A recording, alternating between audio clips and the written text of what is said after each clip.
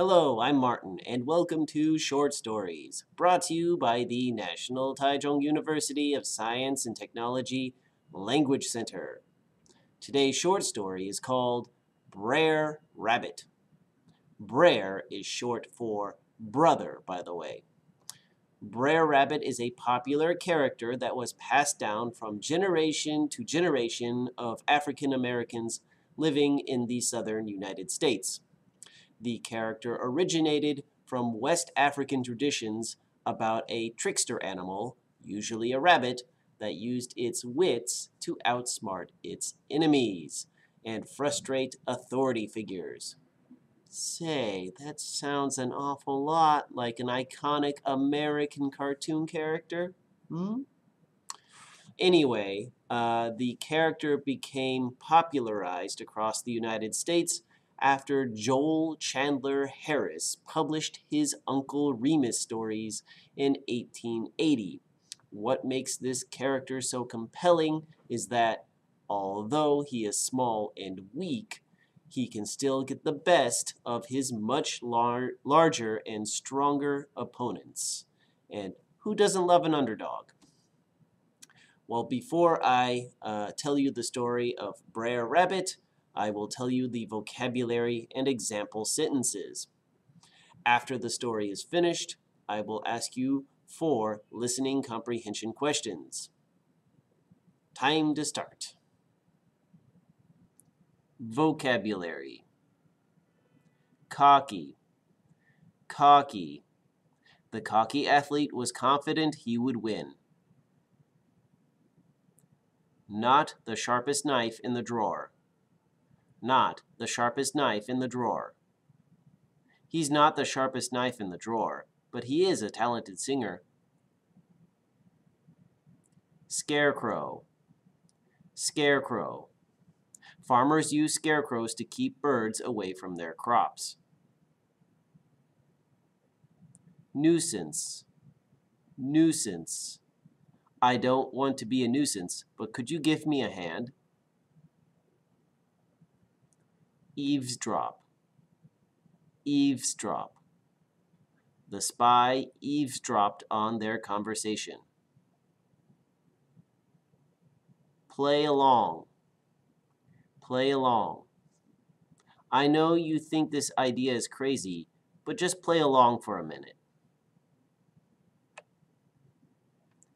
Somersault. Somersault. The children are doing somersaults in the yard. Sucker. Sucker. The salesman made a lot of money from those suckers. The story. Brer Rabbit lived in a briar patch near Brer Fox's farm.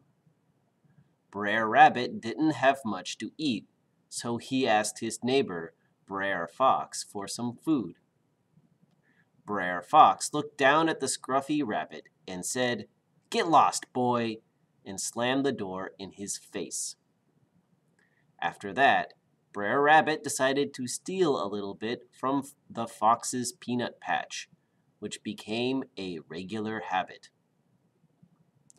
One day, Brer Fox got tired of Brer Rabbit stealing his peanuts, so he set a trap. Brer Rabbit was getting a little too cocky for his own good and failed to see the trap. He was stuck in a snare hanging from a tree. "Oh no, what should I do?" he said to himself.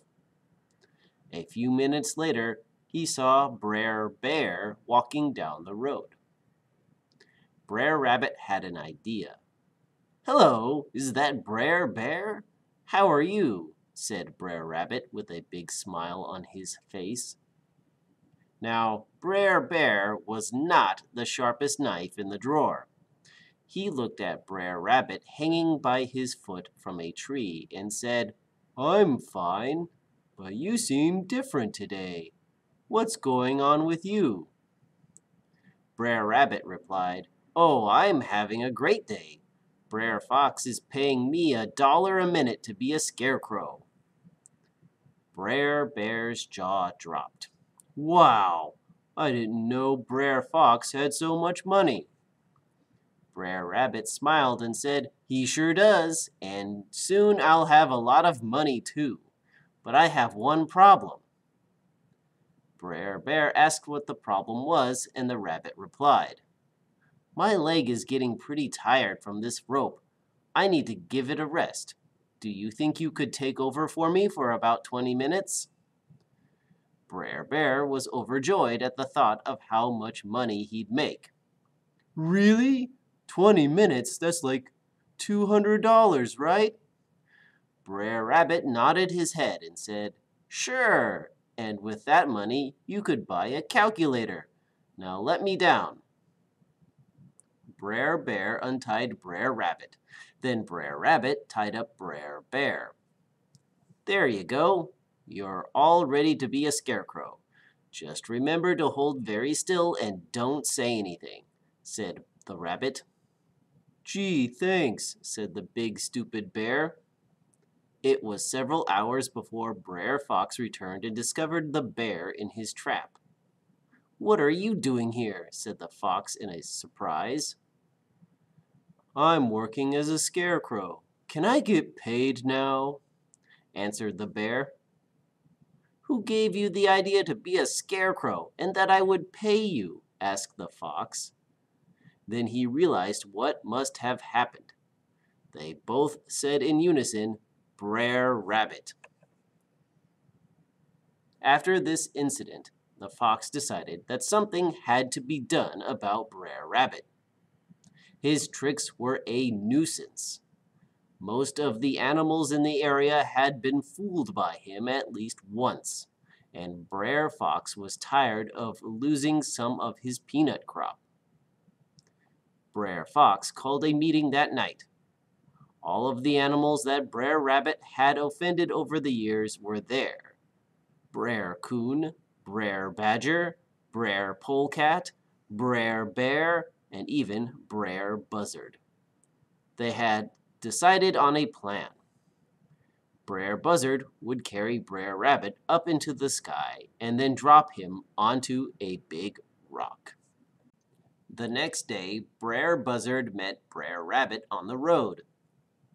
"What's up, Doc?" said Brer Rabbit. "Oh, Brer Rabbit, I'm so glad you're here. I need your help," said the buzzard. Now, rabbits don't have long ears for nothing. Brer Rabbit had used those ears last night to eavesdrop on the secret meeting the animals were having. Brer Rabbit played along and asked what the problem was. "I need someone to help me count the turtles in the pond.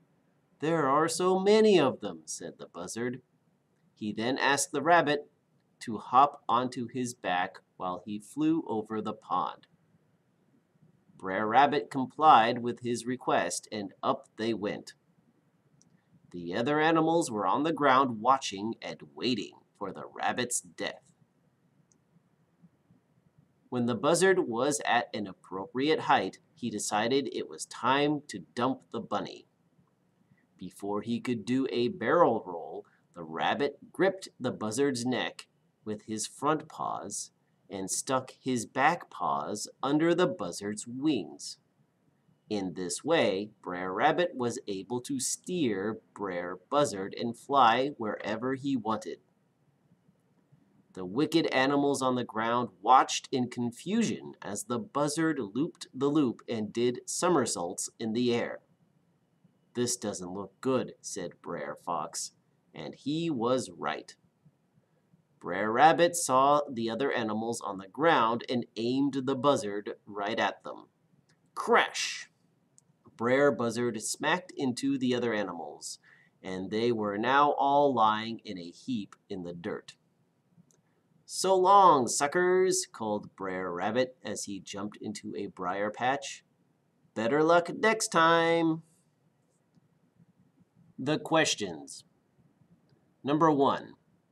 Why didn't Brer Fox like Brer Rabbit? A. Brer Rabbit kept stealing his peanuts. B. Brer Rabbit stole his briar patch. C. Brer Rabbit was rude to his wife. D. Brer Rabbit owed him some money. The answer is A. He kept stealing his peanuts. Number 2. How did Brer Rabbit trick the bear into taking his place? A. He jumped on his back and steered him. B. He talked him into becoming a buzzard. C. He paid him with a fake dollar bill. D. He told him he could make a lot of money. The answer is D. He could make a lot of money, or so the rabbit said. Question 3. What was the plan to get rid of Brer Rabbit? A. Brer Bear would smash him with a rock. B. Brer Buzzard would drop him from a great height. C. Brer Fox would eat him. D. Brer Badger would poison him.